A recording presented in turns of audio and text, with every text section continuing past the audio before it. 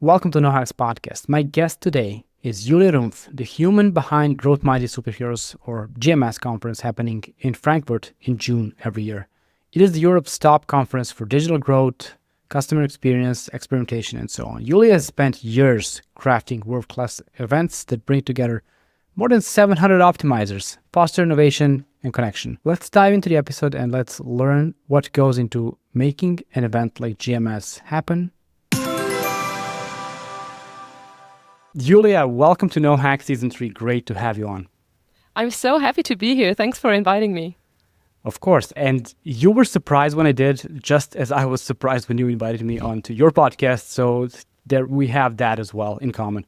Absolutely. Let's talk about your background. Of course, you're the organizer of the biggest growth marketing conference in Europe, the fascinating Opera House hosted GMS in Frankfurt happening in June this year. How did you end up organizing such an event? Yeah, that's a good question. I will try to keep it short, but I think I have quite an interesting background, an international background, because I did my bachelor studies as a German-French degree, double degree, and studied in France and Germany, and then went over to the master's degree in Amsterdam, so to all my Dutch friends, which was really an amazing period. So I already learned a lot during these studies, got a lot of international connections there. And then when I started my first job at Citrix, I entered the content marketing space and organized a lot of content assets, content marketing campaigns, and ran my first webinars. So that's where I started to organize the first virtual events at that point, because I was responsible back at that time for GoToWebinar and GoToMeeting. Maybe some of you still know these products. I remember those webinars, but I didn't know it was you. Yeah, It was me, right? it's amazing. Yeah, it was me. And so at that time, it was mainly virtual events that I organized and attended some conferences. And of course, content marketing and lead generation, demand creation. I mean, all this blends together, right? I think all these worlds blend together because you are marketing always an experience, I think. And you try to optimize engagement of either attendees or customers in that sense, and create an environment where professionals can truly connect, either through webinars, your content assets, or then events. And when I left Citrix and went on to Konversionskraft, I continued a bit this journey of growth marketing, content marketing for the, I think, still well-known blog that Konversionskraft had at that time, and ran the marketing department. And as a side project, we always had the GMS. So it started as a quite a small event where we brought together some optimizers here in Germany. And then we noticed, okay, it's growing and growing because people love to connect personally and come together at one place. So at some point, I told Andre at that time, hey, I think we need a person really taking care of the whole event itself and not just see it as just a side event, because it really takes time, it takes effort, and also passion. And that's why we decided at some point, okay, I'm just responsible for organizing this event. And I still feel like this was a good decision because I could take all what I had in my background from content marketing, from demand creation, from creating, as I said, great experiences for people, also in the virtual space, but then now to creating a real event, real life event. As someone who was there last year, yes, this was a good decision. I can sign that off. Thank you. I can guarantee you it was a good decision. When was this? Which year are we talking about when you took over? When I took over, that was, I think, in 2018. 2018, so before the pandemic. Exactly. When you talk about events, you have to talk about the pandemic because it just changed everything in that space. Yeah. So this is your 8th edition? Minus the pandemic year, so like 5th, 6th time that you're organizing? My personal one, yes. Yes, this I mean, is in incredible. total, we are doing this since 2012 already. It's amazing. That is incredible. So it's really a long time now, yeah. It is, but you can tell it is a mature event because I haven't been to an event like that. I'll just say it like this. It feels like TED on steroids in every good way possible because it's so massive, it's so well organized, it runs so well. The stage is just the most monumental stage for any speaker to ever go to, I think. It's beautiful. So this is how you got into event management, from content to event. Mm-hmm. Are there any parallels and similarities between traditional content marketing, online content marketing, and event marketing? Yeah, I think it's, as I just said, it blends the worlds, right? Because you have, I think in general, the same mission in both worlds. You want to create great experiences for the customers or for the attendees in that case. The other similarities is that you try to create a great mix of different assets, of different campaigns in the content marketing space, where you try to find all the assets that attract people, that catch their attention, that make them want to learn more about your product, about your service, and bring them into the lead funnel. Yeah.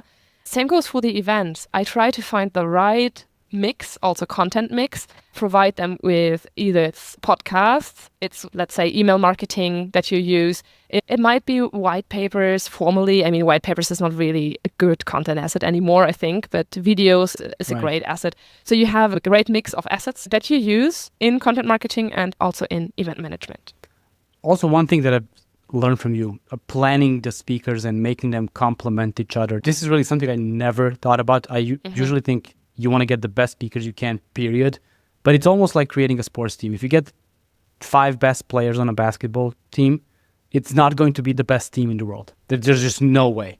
You want to mix their personalities, styles, and then almost walk your audience through the ups and downs of high energy, low energy speaker, just to give them some room to breathe, which I love that when you shared it with me a few months ago. Yeah, this is really a nice analogy that you've drawn here with the sports team, because it's actually that, right? Finding the right speakers and do a great content curation, I would call it. That's what we always do. We try to find like a hand-selected lineup of people that we have already experienced, we've seen, where we got good feedback, and where we think this is the perfect match for the audience. But then you might have 2 speakers that talk about almost the same topic. So we really need to figure out, is that in the whole symphony? Andre is always calling it a symphony of talks, right?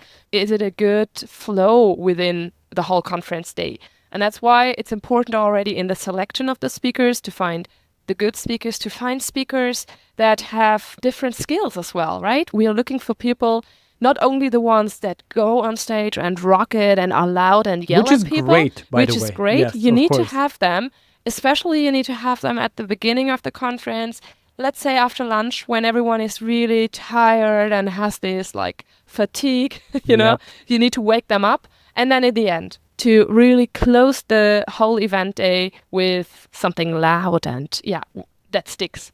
But then, that's what happened last year. Anyone who hasn't been there, I mean, you opened, was it Michael Luke was the first one, then it was Luke. So 2 high energy speakers who just opened right out the gates. Yeah. It was beautiful. It was amazing. Yeah, because people already need to set the stage, right? You need to feel like, okay, this is what this whole event is about. So if you start with someone who's really introvert and really quiet, I love this kind of speakers as well, right? So it's really good and important also in this symphony to have speakers who are a bit quieter, who are calm, but to integrate them in the flow of the whole conference. That's important. And that's why for us, it's not only about finding the right topics, finding the right speakers and a good mix of speakers, but also talking to them in a regular manner and finding out what is the talk about. Why are you here as a speaker? What are you providing? What kind of value? And where are we putting you in the agenda? And I think this is also the feedback that I get quite often after the events, that people feel like, okay, cool, this really feels like a flow. Sorry, I use this word so often, but for me, that's the right it's all word. about That is the flow, right word, exactly, right? because it's a one-day event. So that entire day, you completely control your audience for a day. And that doesn't sound bad, I hope. But you control what they're going through. You control the roller coaster you're putting them through. And the flow of, if I say ups and downs, it's going to sound like good and bad, but ups and downs in terms of energy, in terms of different personalities, it's an experience. Like the whole day is an experience. You never get, oh my God, this is too much, like watching John Wick in a cinema where it's 3 hours of fighting. No one wants that, even the people who pay for that. I'm sure they don't want that. And it's not a slow movie that will keep you bored. It's really that blend, and you do it so well. Let's talk about some of the biggest challenges in online event planning. Yeah, it's good that you bring this up, because this is already the first challenge, right? The speakers and the content curation. Because ensuring that we have this right mix of industry leaders and who bring fresh insight takes already a lot of planning and outreach and a lot of time and effort beforehand that people don't even see, right? So this is already a challenge to find the right people and to tell them this is what we always do. Hey, we need actionable insights as well. It's, of course, it can be inspirational stuff, but in the end, I also want people to leave with some values, some actionable insight from each and every topic that they get. So this is always a challenge for me to find the right people and the right structure. The other thing is, I think, the engagement and experience of the conference itself. So to really make people interact, to engage people. Challenge, I don't know if challenge is the right word, but it's always one big mission for me to make people feel good on the day and also feel confident enough to reach out to others, to talk, to interact. Because in my opinion, an event is not only about, hey, I sit there and listen. Of course, some people just want to listen, but it's also about the interaction, about meeting people, about exchanging on challenges, on things that, you might have. I could not agree more. No, this is, an event without networking, without real meaningful connection is just a YouTube playlist, basically. Absolutely. Why would you pay for a hotel? Like, Frankfurt is beautiful, don't get me wrong, but why would I pay to go to Frankfurt in June when I can go to a summer destination? Maybe absolutely. Yeah. But the networking aspect and also, like you said, a challenge or a mission to kind of enforce and help people into that networking thing. Because and I talked to Andre and you about this as well, when you go into basically a big room of 700 people and you only know a few, it's not easy to break into that huge, how would I even call it? A number of people that like that. Yeah, But, it's an extremely big crew, right? Or amount of people. And this might also be you might be a bit afraid of this big crew. And it's always easier to stick maybe to the group that you already know. But you and me already discussed it, that it's so worth also trying for yourself to reach out to people, give yourself a goal before. Now we are already diving into what you should do as an attendee, right? Right. I come back to the challenges in a bit. But I think it might be a bit frightening, but you should take this opportunity, because when will you ever have this amount of people to talk to exchange challenges with? And also the international aspect of things, right? Often you work in your little market, in your little crowd, and how can you learn better than from 700 people from all around the world that might face the same challenges? You talked about speaker selection. Let me just get back to that real quick, because I kind of have a behind the scenes. I know what the selection process looks like. When do you start selecting speakers for a GMS event? Yeah, usually I already start now for 2026. So that's what I wanted to hear. Before the actual event is happening, because we usually love to announce at least 3 speakers for the next year's edition. So people that come to this year's edition already know what to expect in next year, right? And you can't believe how many applications I get for speakers. It's insane. I get so many applications from people just saying, hey, I have a nice candidate here. I want to be on stage. And I review all of them. And sometimes I reach out, but I always react, of course. But usually it's the case that we see people on stage. So Andre is a lot on tour, on conferences, seeing people, talking to people, getting recommendations. We also have a very good connection to other event organizers like Ton, so where we exchange on speakers, on experiences, which I personally find really helpful, because we don't see each other as competitors. We want to create the best experiences for the optimizer community. So we are trying to optimize our events while talking to each other, right? And this is extremely helpful. But as I said, I start quite early, because I know that the whole agenda is usually, it's done now for this year. It's finalized. But to really make it fit, it takes time. So that's almost 18 months ahead of the event, which is what I wanted to hear said out loud on this podcast, because it's fascinating. You're not competitors, obviously, because if the 2 conferences were in the same town on the same day, but of course. If you have November and June in different countries and people go to multiple conferences every year, of course not. Yeah. And another sports analogy, what you described Andre is doing and what you did at Convergent Hotel, you're sports scouts, basically. You're just going to watch some player play before you can decide if you want to bring them to your team or not next year. This is beautiful.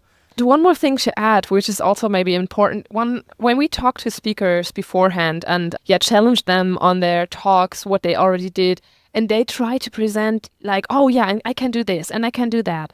And Andre and I always come back to say, hey, did you already do a talk? This is a good basis. And let's not like reinvent the world and do something totally new, because we prefer people that already talked on stages, that can work on something that already exists. I mean, it's not that we are not giving the chance to people that start from scratch, but we personally feel like it's great to evolve presentations, right? That we work on something existing that we might have seen at a different conference and then add a few more new points or regarding the audience, of course, adapted to the audience. So this is usually the way that we do it. And also something that I don't think you would say, but that stage is not for a beginner practicing their talk. Let's just be honest there. You need to know how to work with a crowd like that. You need to know what your talk is about. It needs to evolve. Exactly. This is almost like a stand-up comedian recording their special after touring for 18 months and exercising, and they have that final night and they're recording the special when it's perfect, when everything's rehearsed. So I know you would never say that, but that's how it is. It is how it is, right? The stage can be quite frightening. You have the lighting and the sound, and it is big. It is a big crowd. And of course, you should be already a bit used to some bigger crowds. You're at a stage of an old opera house. Like, come on, it's not for everyone. Let's be honest there. True. Let's talk about the evolution of Growth Marketing Summit a bit, because can I now, just come back? Yes, please. Can I back to the challenges, because I jumped a bit over, and there are two more things that I would love to add here, because I say it sweet and short. Event planning, I think in general, is all about problem solving.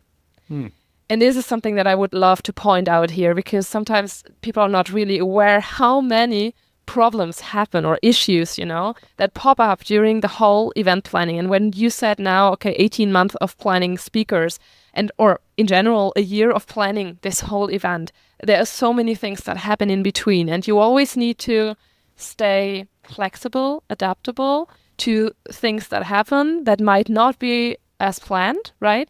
I mean, just to give you a very short anecdote, almost like what happened last year, and hopefully attendees did not notice, because for my attendees, I always want to make them feel like, okay, this is a very smoothly run event. Oh, cool. Everything is fine. And I'm like, almost stressed out, right? Because on the day before the event last year, I figured out that some of the sponsoring partners did not bring the right roll-ups, because we are in an old opera house, which has a lot of regulations regarding the material that we bring to the event location. And of course, I communicated that before, that we need to have roll-ups that are B1 certified. That means they are not inflammable, so they can't get set on fire, right? Right. So this is a certain material, and you need certificates for that. Usually most of the roll-ups these days are like this. But some providers, they cannot guarantee it, and they cannot give you the certificate. So for some of the roll-ups, we figured out the night before when they arrived and we wanted to set them up that we didn't have the certificates. So you can imagine what's happening, right? It was driving me nuts, right? And I was trying to stay cool. And what we did was contacting an express roll-up production for 24 hours, and they could do it. So they reproduced everything, they delivered on the next morning of the event day, and we could set up the roll-ups. So it all worked out. But just saying that as an event organizer, you always need to stay calm, you stay flexible, adaptable, and need to flexible and adaptable, yes, and you need to appear calm. You don't need to stay calm. You cannot stay calm when some things happen. Let's just be honest there. That's what I'm learning over the years now. I mean, not to, totally get crazy because something like this happens, and always ask yourself, what's the worst thing that can happen now? I mean, the worst thing would be we don't have roll-ups. Okay, maybe people would not even notice that. But then we come to the next challenge, make sponsoring partners happy, right? They would not be happy if the roll-ups are not there. And even if it was their fault or it was my fault, no matter what, right? They would not be happy. Still not happy. So this is actually also one very big challenge for me as an event organizer, to make everyone happy, like stakeholder management at its best, having the attendees happy, making the venue happy, all the service partners like the decoration company, the people that bring like tables and chairs and set everything up, the tech team, and then we have the sponsoring partners, as I said, that want to have also great connections there. On the other hand, I don't want to annoy my attendees with sponsoring partners that might not represent the same values that I do, Right. that I represent. So that's why also the selection of sponsoring partners is really important here. That's a lot of people to keep happy. Yeah. That's tons of people to keep happy. Also, the roll-ups, no one noticed that. I don't think anyone noticed. Of course, you had them, but must have been a stressful 24-hour period for you and those sponsors. To be honest, that's It happens. always the worst, the 24 hours before the event, course. because now it's the time that everything needs to work out. And you might have like the delivery problems, right? 24-hour delivery. So you need to make sure that everything is there, everything has arrived, and yeah. It's a lot of work. Let's quickly talk about the evolution of Growth Marketing Summit. It has been at its current venue since, is it a few years ago? It's since 2019, so only 1 year before COVID. So before that, we've been to the Cup Europa, which is also a nice venue here in Frankfurt, but which was just too small. So we started back in 2012, as I already said, and at that point, it was called Conversion Summit. It was a very small gathering of people. So Andre had the idea of bringing together some clients, some people interested in web optimization. And yeah, the interest was quite big. At that point, it was still a 2-day event, including like a bar camp or workshop sessions and some talks. And we had around 200 to 250 people attending. Still not small. It's not small, but it was much smaller than it is today. And then we've seen the potential because more and more people asked for it. And the international people were coming more. So the very first events were still in German, because it was a German-only event. And then people from outside of Germany were asking, hey, I would love to attend. Is there something in English available? So we thought, okay, why not making it much more bigger and offering it in English in Frankfurt? So we started to evolve the event to make it an international version, to bring more people together. And then over the year, it grew and grew. And that's why we also started changing the name, because Conversion Summit was a bit too niche, to be honest, because it was not only about conversions, right? So we had more people coming and joining from marketing departments, from growth in general, from customer experience optimization, so different areas. And that's why we decided to call it Growth Marketing Summit at some point, which was at that point a good decision. You might have noticed that we changed the name again last year. Most of the people that already know us for years are calling us GMS anyways. So it's just the abbreviation, right? And then we started to notice the marketing in the title was a bit confusing. A lot of marketers reached out to me and said, oh, cool, is this a marketing conference? Is it like OMR, Online Marketing Rockstars and stuff like that? And I said, no, it's really not comparable. It's not, I mean, of course, marketers are part of this, but marketers that optimize things. So the challenge was to remove the word marketing. Exactly. That's very interesting. I had no idea. Yeah, so that was. But it's still GMS. It's still everyone's favorite abbreviation when it comes I to wanted to conferences. keep the abbreviation, and that's why we said, okay, let's call it GMS, but remove marketing. And then I came up with growth-minded superheroes, because I also wanted to put the real superheroes more in the center of the thing, right? Who are the superheroes at the conference? Is it the speakers? Is it the attendees?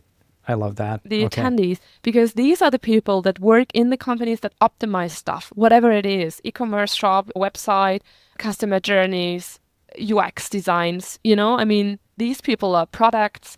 Products, by the way, is really interesting because the product management and product owners are more and more attending the event now. And I love to see that, because we are always talking about bringing product and experimentation closer together, right? I mean, we've heard that in a lot of podcast episodes already, that people, I think you talked to Stuart as well, who is also really trying to bring product teams and experimentation efforts together. So it's interesting to see that product managers are coming more and more to events like this. So I'm not only talking about GMS, I heard that from Ton as well. That's interesting. So, but it's important to take out marketing out of the name. That's very interesting to me. Now, you're getting a little bit too comfortable, so let's do some rapid fire questions to shake things up. And you don't know what they are, so I want short answers. 5 questions, I want short answers. If you could host GMS anywhere in the world, where would that be? In Frankfurt. Oh, I love that. Okay, that was a bit easy. What's the best piece of advice professionally that you have ever received? Always ask yourself the question, what's the worst thing that could happen? Who gave you that advice? It was a former boss of mine. So someone you work with, because Tim Ferriss has that same thing that has changed my life when I saw it for the first time. It's called fear setting. Literally Yeah. that. What is It's fear setting, or it's Yes. also the two-way door decision process, yes, or right? that. Because that was really a mind-blowing thing for me. And now when I say it, it sounds so easy and so obvious. But at that point, I just remember that it was always hard for me to take decisions and to accept that things could go wrong. And when he said, always ask yourself, what's the worst thing that can happen if you do this? What kind of impact has it on the business, on you personally? Actually, that's what I'm doing now on a business, on a professional level, but also on a private level. You know, to always ask this question, and it helps me so much.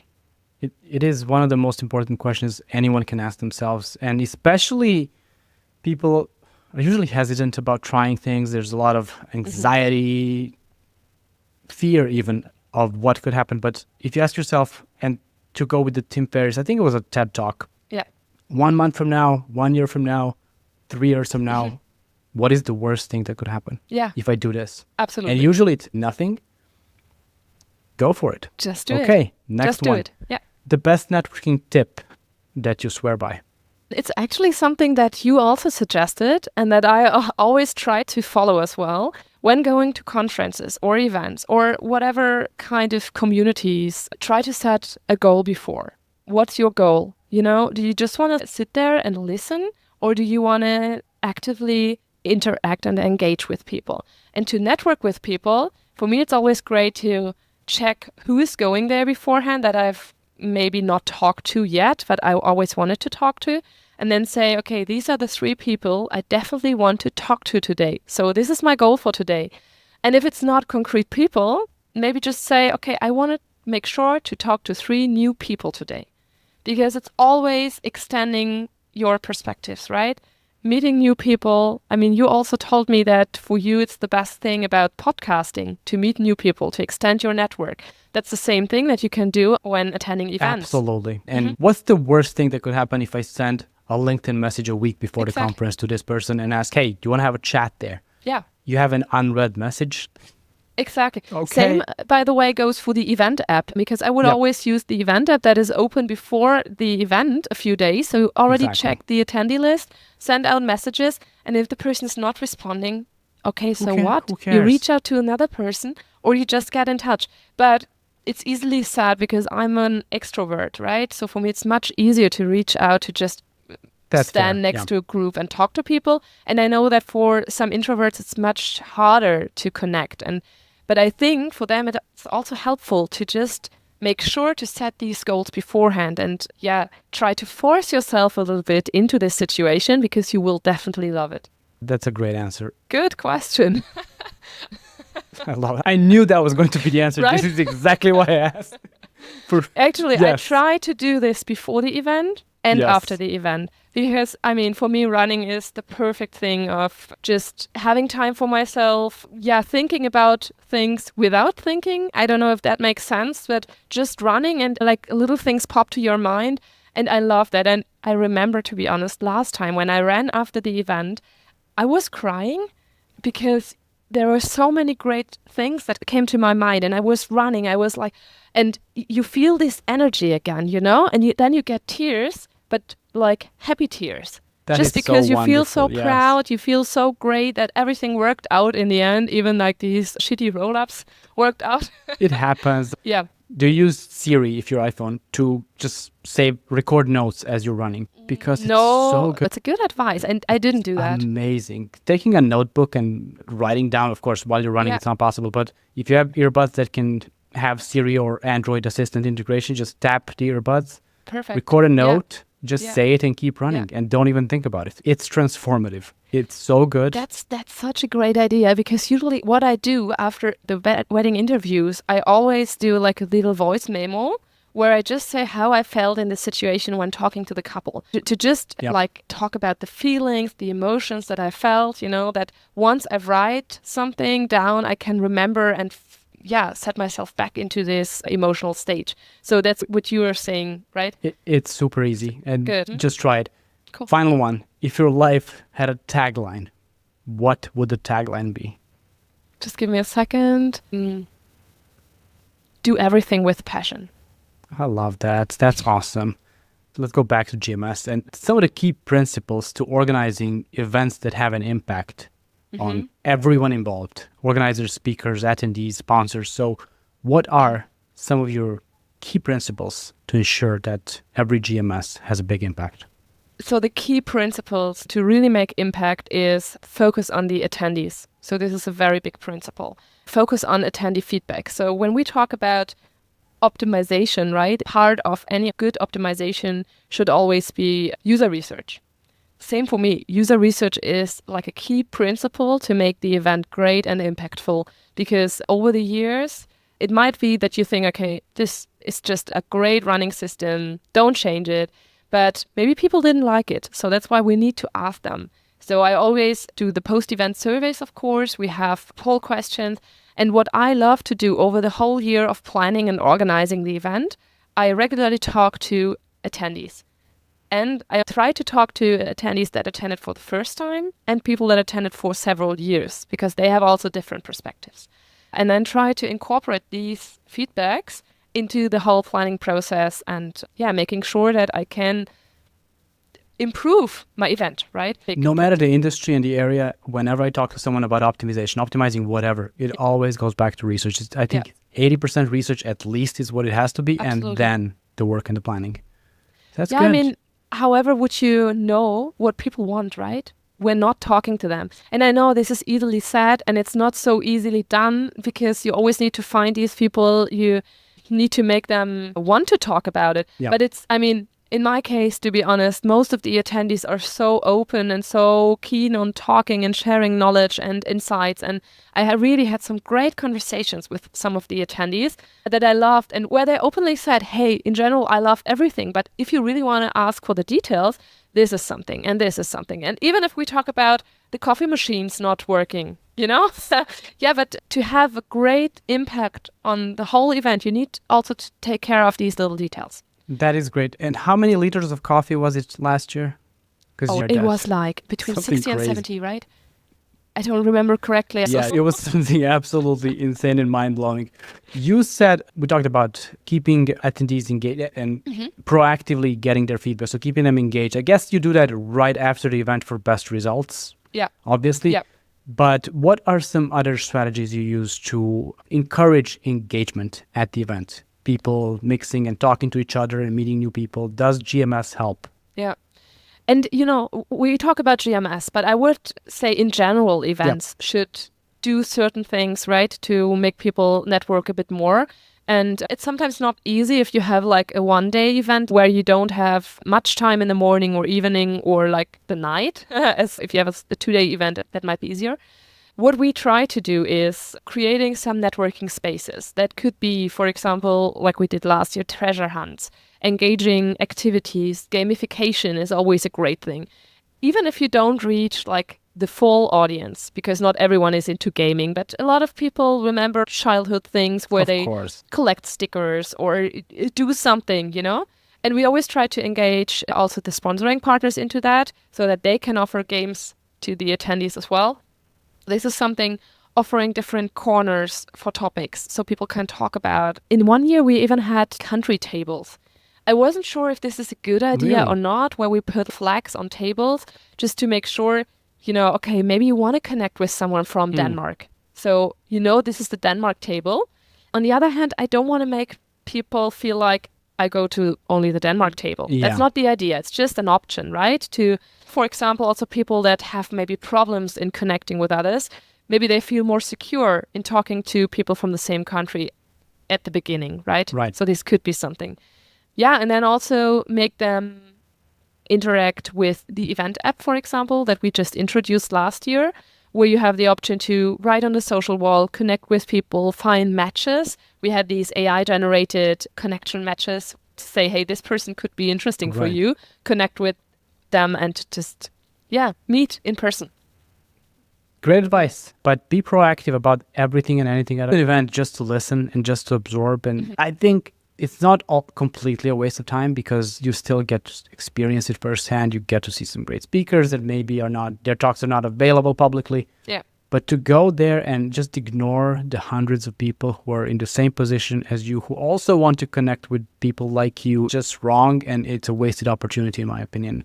Absolutely. So don't do that. But there are always like also two sides of things, right? You can make people network a bit more. So try to offer them opportunities that make them talk to each other.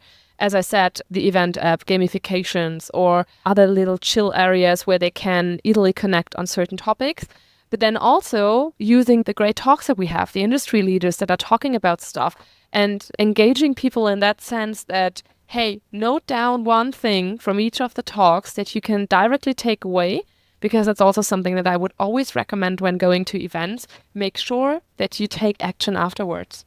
That you absolutely really write down if it's one thing that you take from each of the talks, and then not just put it into your bag, but go on the next day or the next week at least and try to apply at least one of these things directly to your job. This is what makes it exactly. work. And do it as soon as possible. Exactly. Because if time passes, you just lose the desire to do it. There's something else to do and it gets forgotten. By the way, this also helps in convincing your boss to get more budget for next year's event. And I'm not just talking about GMS, but in general, it's so hard in this current landscape of like budgets that are limited and travel restrictions and everything, to get approval for events and education. Yep. So it's even more important to prove, why are you going there? Why is this really valuable for me? Okay, it's on the one hand side, I can network, I have fun, I have a great time with my colleagues if I bring them. On the other hand, I learned something that I can directly apply. And that's also, by the way, what we tell our speakers beforehand.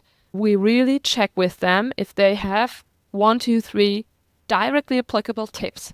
And not just, it can always be inspirational, but have something that people can take away with them and apply. And that's the thing, for the attendee to come back to work after the conference and apply one thing that makes sense. It paid for the ticket already. So it's super important. And I love that you have speakers actually doing that, because a 30-minute talk just for sake of, inspiring people, maybe TED, maybe Tony Robbins, maybe things like that, but not at a conference like GMS. So this is excellent. I love that. You do other things outside of GMS and Konversionskraft. Let's talk about that. It's also about events. It's a completely different thing, but there might be some similarities, right? So let's talk about that. What is it? I already introduced it a little bit, right? As a side business, I am a wedding ceremony speaker.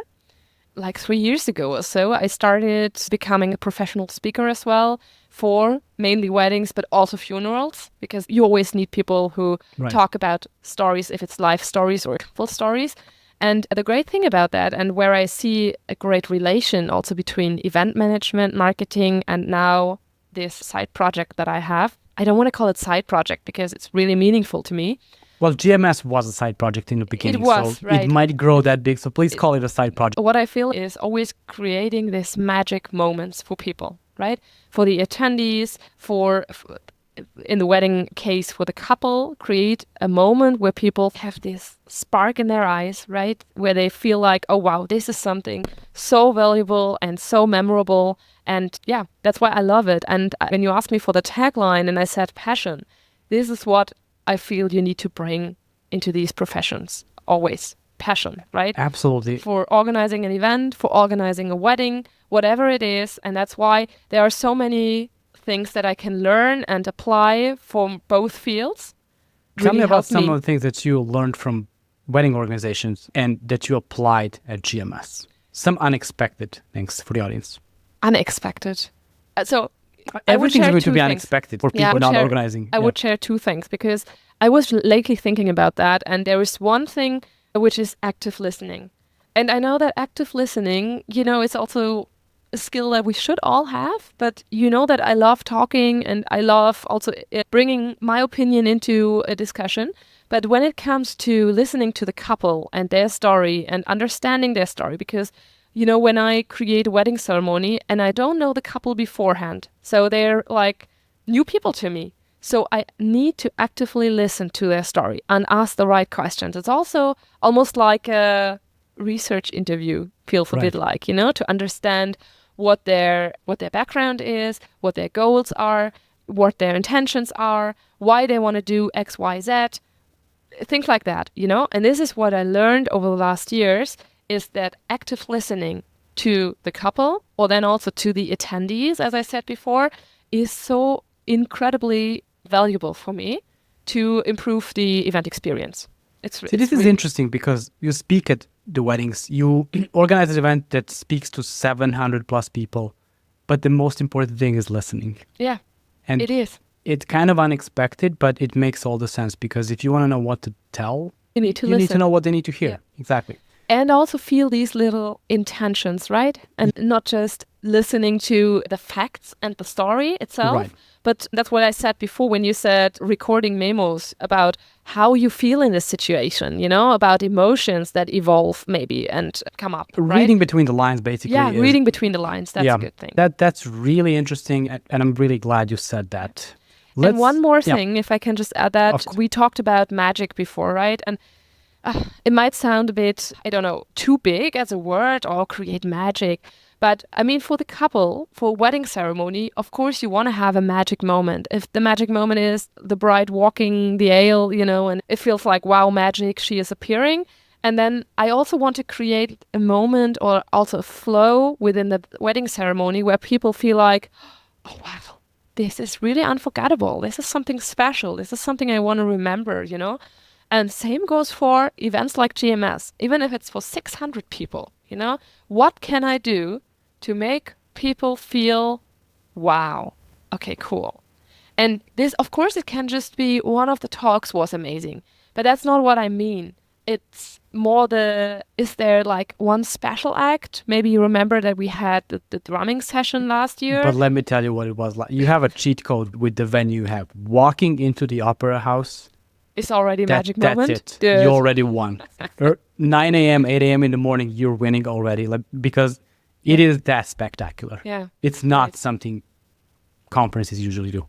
Yeah. Let's wrap it up with some practical takeaways. Let's go back to interaction into events. Let's try some creative ideas out there. What are some of the best ways to use digital strategies to embed interactions beyond just the app, download the app, of course? How can people make sure that their event experience is as good as possible? Yeah, I know. I mean, now with AI, we have even more options and things that are available. I mean, you're the best example for bringing the AI transcriptions to Conversion Hotel last year.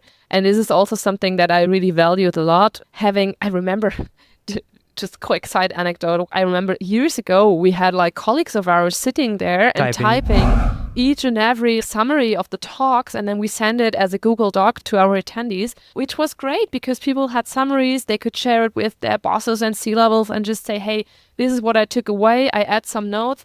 But what if we use AI and the new tech that is there, to make it even better, to translate it to our native language, to summarize it for the field that we are working in? Because I told you that the audience is quite diverse, right? We have data scientists, we have product owners. Everyone needs a different perspective on things. So this can definitely help us in summarizing things much easier. And yeah. So this is definitely number one. It's 2025. Of course, it's going to be AI. AI is the answer to every right or wrong answer to every question that people ask in 2025. But yeah, I think that's a really good example. And also, you send an email. Every event sends a summary email after the event. Yeah. Those personalized ones that are really special, depending on the field, depending on the background of the person.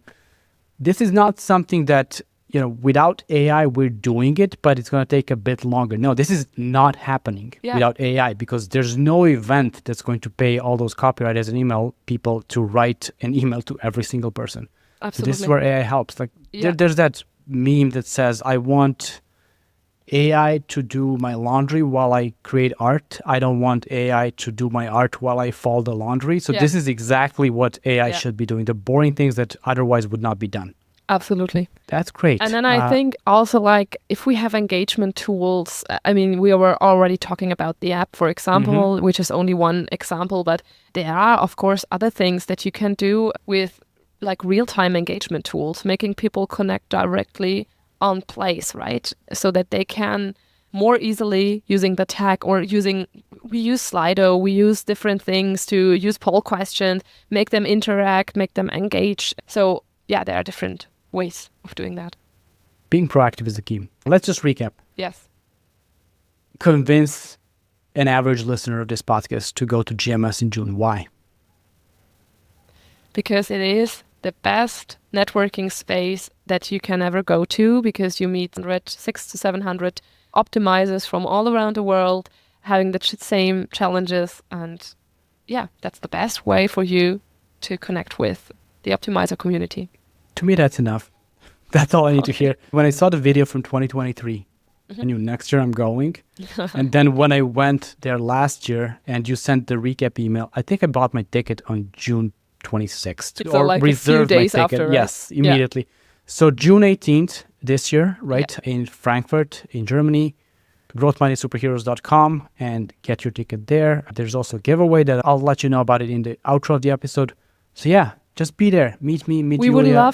We would definitely love to see you. And yeah, Sonny and me will be there. And I know that a lot of other great people will be there. So it's the best opportunity. I cannot wait. Julia, thank you so much for being on OHack. Thank you.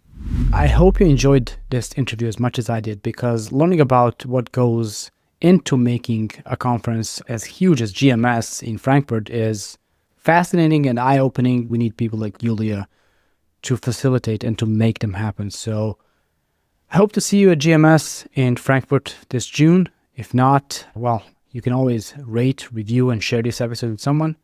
And I will talk to you next week.